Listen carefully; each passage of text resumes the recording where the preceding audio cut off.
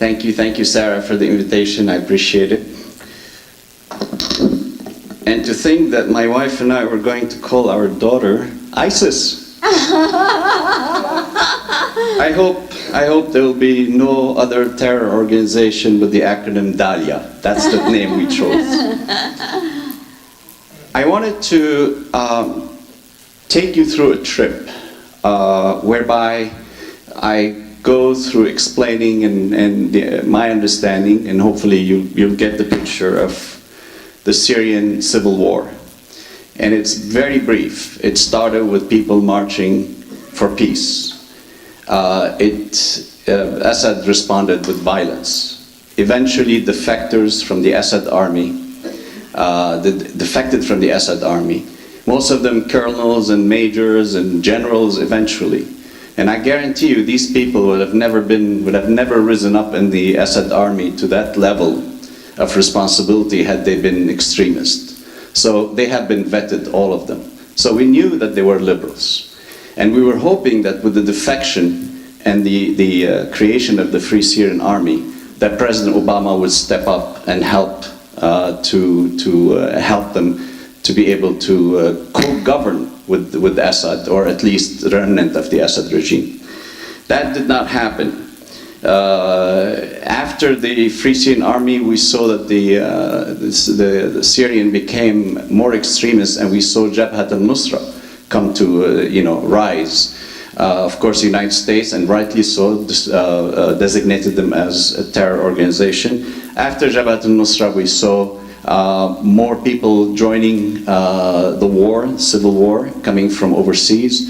And then eventually Assad released from his jail all the extremists, because when Jabhat al-Nusra was formed, Assad expected that the United States and all the other countries will come and strike Jabhat al-Nusra, and that way they will save him, and he can always say that the extremists I'm much better than the extremists. That did not happen, so he released extremists from his prisons. I think there's Newsweek reported on that on June 21st, 2014. Even U.S. State Department spokeswoman Mary Harf on August 11, 2014 confirmed that. Eventually those became ISIS. Assad facilitated them. He even let them control oil because he wanted them to grow to become an important element of terror, because that's the only way he can get the United States and the other country to be scared enough to help him, and he will be the alternative. In the meanwhile, he was striking the moderate forces and the Free Syria Army and killing the civilians. And he let ISIS alone. He only started striking ISIS only 3 weeks ago. Assad has. Before that, he hasn't sent any of his plane to actually hit their positions. And the reason why is because he wanted them to get strong so that we come to his help.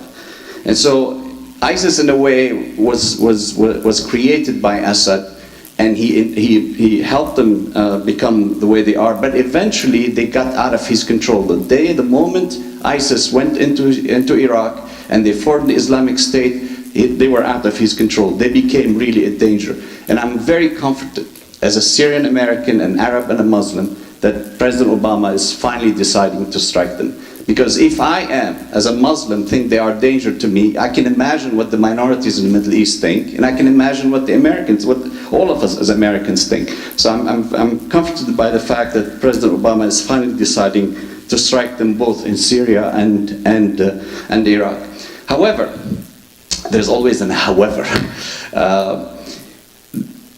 If President Obama strikes ISIL alone and does not strike Assad to force him to come to the negotiating table, from our perspective, he's protecting the minorities and he's protecting the interest of the United States.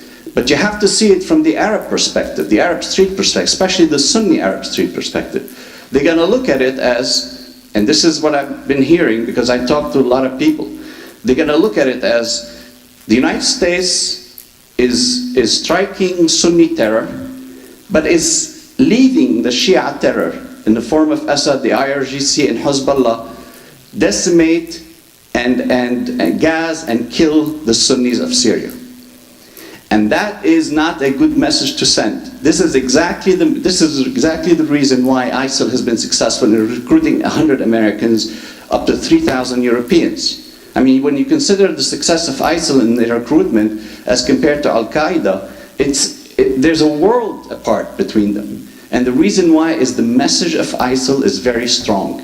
They have been able to get into the minds and hearts of the Arab people.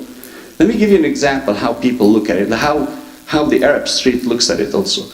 We look at 9/11, today's anniversary, as something that came home to us. And we have been united like never before when we were hit on 9/11, 2001. Imagine you asking a Texan or a Georgian or somebody from North Carolina not to join the armed forces on 9/12/2001. It's not going to happen. These people are going to join. That's exactly how the Arab masses see Assad doing. They see Assad killing all the Syrians as terror coming home, the same way we saw 9/11 coming home. And the reason why, and because they see it as coming home, you will not be able to stop.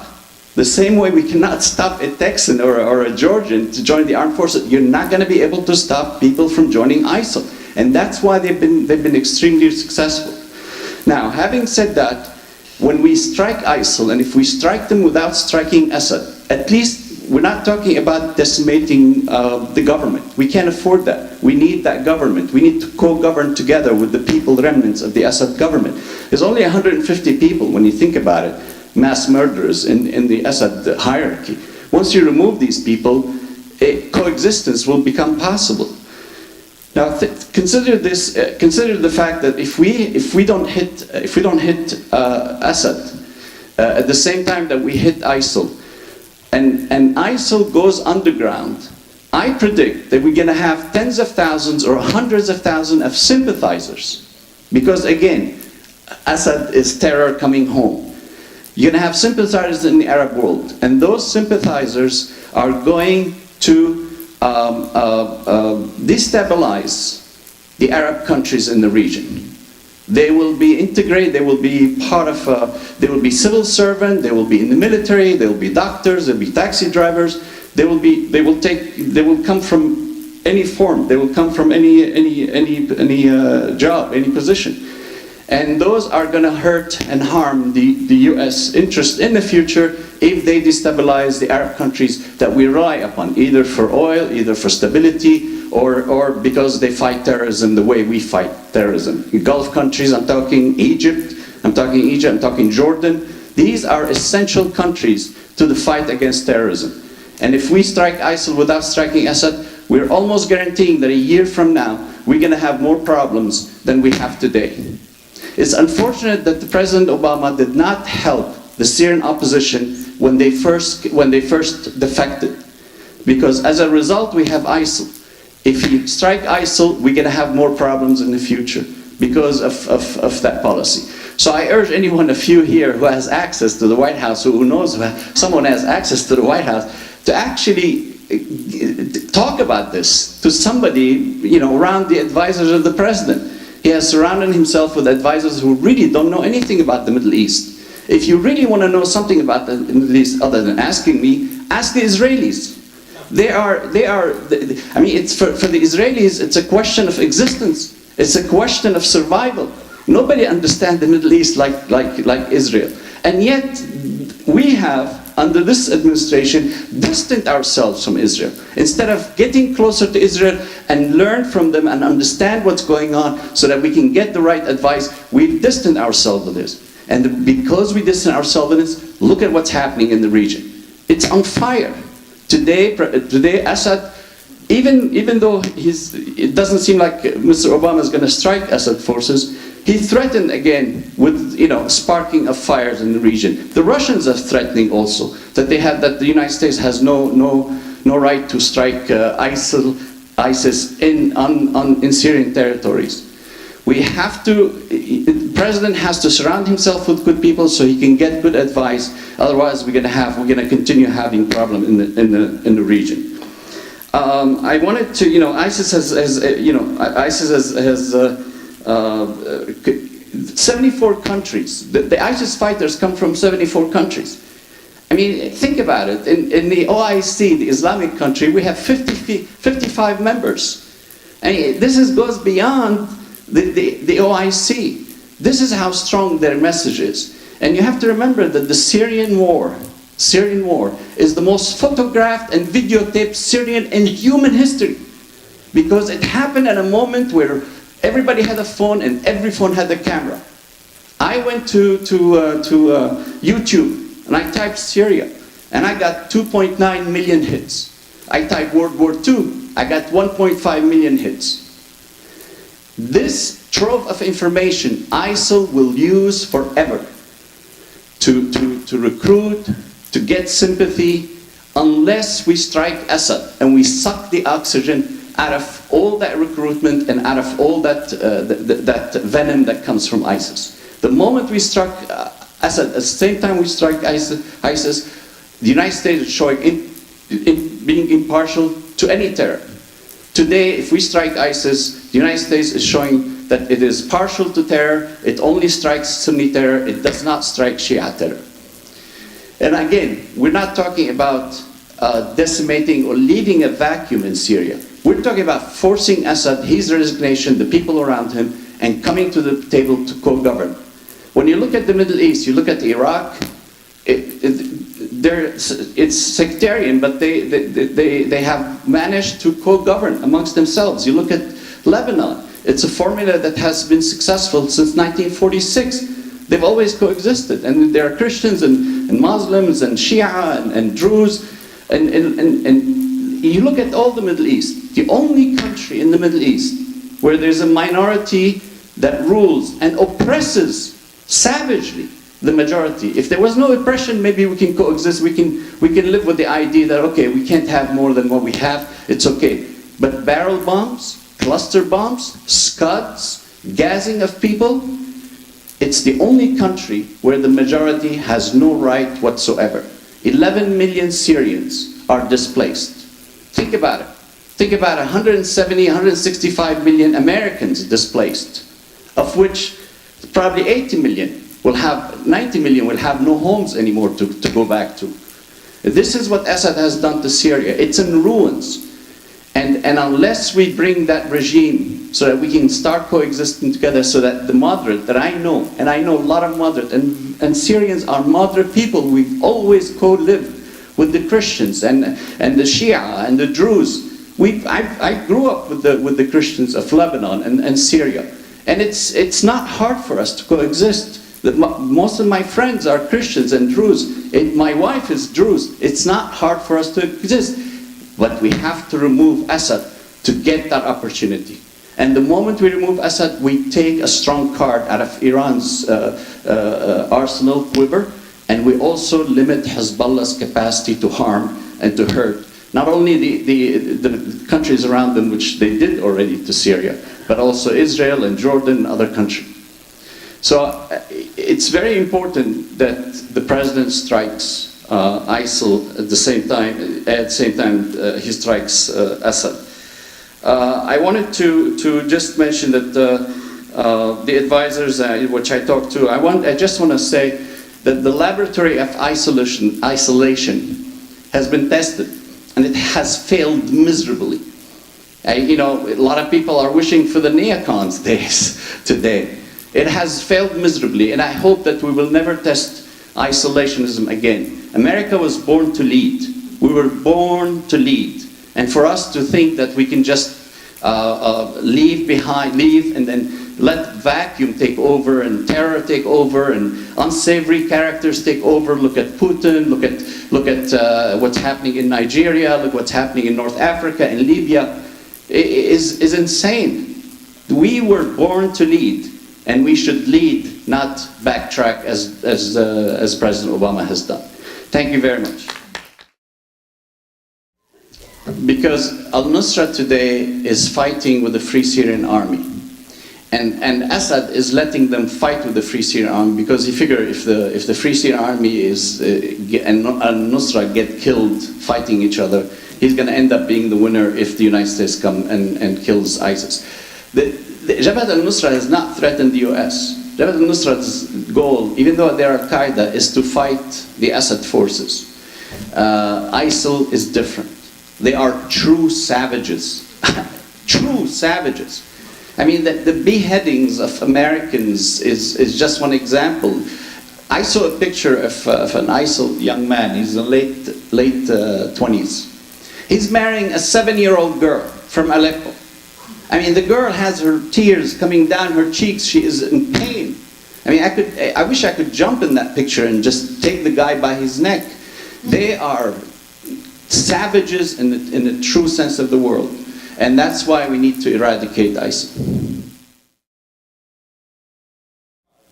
Well, when the whole war started and the moderates were in play, Saudi Arabia offered to pay for weapons, to pay for training, and to pay for humanitarian aid, whereby the United States and Mr. Obama will have no responsibility and will have he will not have to be interfering in Syria. And Mr. Obama refused. He ordered the Saudis to stand down. Why would you order the Saudis to stand down if they want to help the moderates in Syria? There has to be an ulterior motive, as you said, and that motive is not isolationism. That motive is something else. Well, look, I have a theory, but it's a very much to the right. I mean, when you look at President Obama, what he has done, he has surrounded Israel with her enemies. The Muslim Brotherhood in Egypt, you know, Hezbollah in the north, letting them there. Hamas, he's just calling Netanyahu and telling him to take it easy. He didn't do that to Assad. He didn't call Assad and say, take it easy against the civilians. And then Iran, negotiating with Iran, let them be. There could be a sinister goal here. There could be something if you want to think the right. I think it's because he wants to negotiate something with Iran, and he doesn't want to rock the boat. The problem is Iran is holding him hostage because if Obama today strikes ISIL, doesn't strike, there will be a war between an arch enemy of Iran in the United States and another arch enemy of Iran, the Sunni Arabs. Iran will be the winner if Mr. Obama strikes ISIL but doesn't strike Assad. Since when we have to submit to the Iranians? We are the United States of America. We are the most powerful nation on earth, and we should not submit ourselves to any country. Well, that's the problem. We have a problem, and that's why we have so much trouble.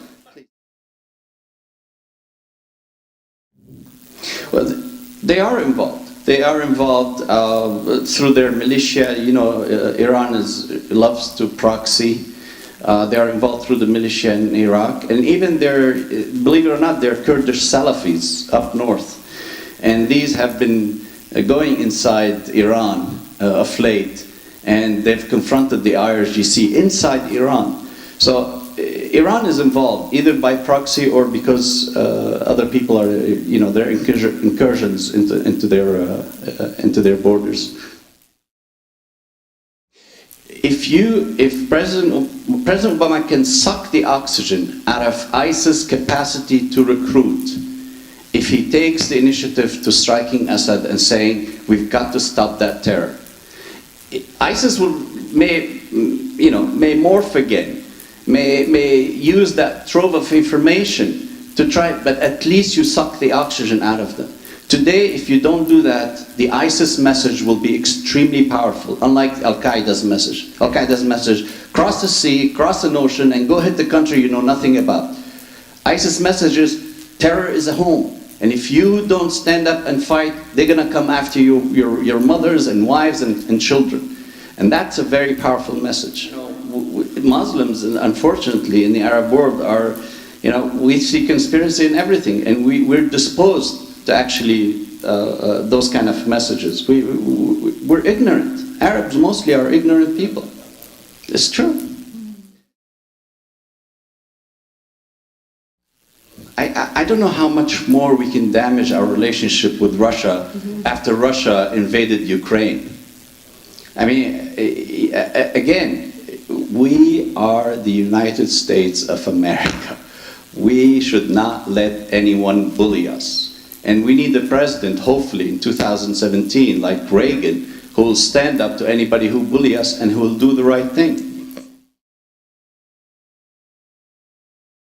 Correct, and that's something we need to, that's another issue. The Kurdish are our friends, and we need to help them have access to more weapons to defeat the extremists. They're our front line against the extremists up north. And when you look at the map, they're all up north, the extremists, ISIL. The other question is, look, once you take out Assad and he's 150 thugs, the Alawite will understand that they have to sit down and co-govern with all of us. And that's when the Madras steps up and they say, let's sit down, let's forget and forgive, let's sit down and build a nation together. And there are a lot of Syrians I know who are willing, who want to do that.